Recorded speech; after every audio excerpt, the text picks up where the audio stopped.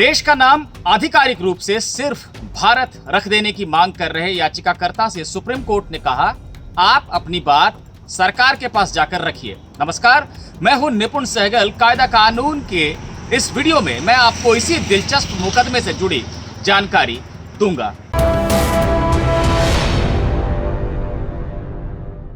नमः नाम के याचिकाकर्ता, जिन्होंने अपनी याचिका में खुद को पेशे से किसान बताया था, उनका ये कहना था कि देश में राष्ट्रीय भावना का संचार हो सके, लोगों का आत्मविश्वास मजबूत हो सके, इसके लिए जरूरी है कि देश का नाम वही रखा जाए जिस नाम से लोग इसे बुलाते हैं। भारत में रहने वाले लोग जो नाम पुकारते हैं देश का, वही नाम आधिकारिक नाम भी होना चाहिए। अभी संविधान में इंडिया दैट इज भारत लिखा गया है, यानी इंडिया जो कि भारत भी कहलाता है, ये लिखा गया है। ये उचित नहीं है और इस नाम से मुक्ति पा लेनी चाहिए। देश का नाम सिर्फ भारत होना चाहिए। याचिकाकर्ता ने अपनी याचिका में संविधान सभा, जिसने कि भारत का संविधान बनाया था, उसमें हुई बहस का भी हवाला दिया और कहा कि कई सदस्य थे संविधान सभा के जो कि चाहते थे कि अंग्रेजों के रखे इंडिया नाम से मुक्ति पा लेनी चाहिए जब लंबे संघर्ष के बाद आजादी मिली है, तो क्योंकि ये गुलामी का प्रतीक है ये नाम। उन्होंने, उन सदस्यों ने नाम सुझाए थे भारत, भारतवर्ष, भारत भूमि, हिंद, हिंदुस्तान, लेकिन संविधान सभा में सहमति नहीं बन पाई और इंडिया दैट इज भारत लिख दिया गया। अब वो समय आ गया है, ऐसा याचिकाकर्ता का कहना था, जब देश का नाम सिर्फ भारत कर देना चाहिए, जो कि भारत के लोगों के राष्ट्रीय स्वाभिमान का प्रतीक होगा। सुप्रीम कोर्ट को इस पर विचार करना चाहिए। हाल फिलहाल में कई शहरों के नाम बदले गए हैं भारत की संस्कृति और परंपरा के मुताबिक, वैसा ही देश के साथ करना चाहिए। Chief justice S A Bobde, justice A S Bopanna और जस्टिस ऋषिकेश राय की बेंच के सामने आज ये मामला लगा। याचिकाकर्ता की तरफ से वकील अश्विन वैश्य ने वीडियो कॉन्फ्रेंसिंग के जरिए दलीलें रखने शुरू की। तब चीफ जस्टिस ने कहा कि आप ये मांग लेकर यहां क्यों चले आए? इस विषय पर विचार करना कोर्ट का काम तो है नहीं।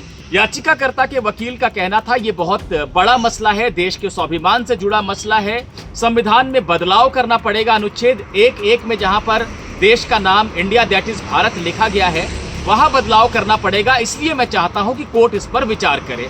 चीफ जस्टिस ने कहा कि मुझे लगता है आपको अपनी बात सरकार के पास रखनी चाहिए, इस विषय पर कोर्ट विचार नहीं कर सकता है।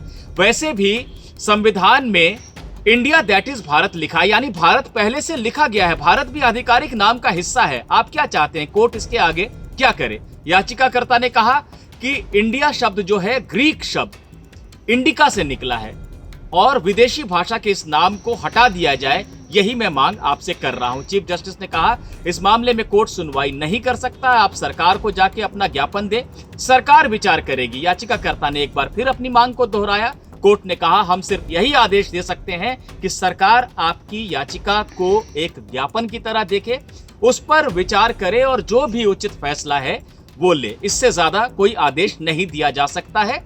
ये कहते हुए सुप्रीम कोर्ट ने मामले की आगे सुनवाई से मना कर दिया और याचिकाकर्ता को कहा कि आप सरकार के पास जाएं।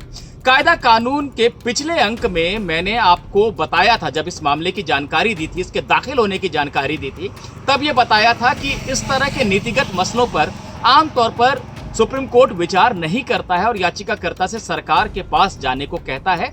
ऐसा ही आज सुनवाई के दौरान हुआ। एबीपी अनकट के कायदा कानून में हम लगातार आपको कानून की दुनिया से जुड़ी दिलचस्प जानकारियां देते रहते हैं। यह सिलसिला आगे भी जारी रहेगा। एबीपी न्यूज आपको रखे आगे।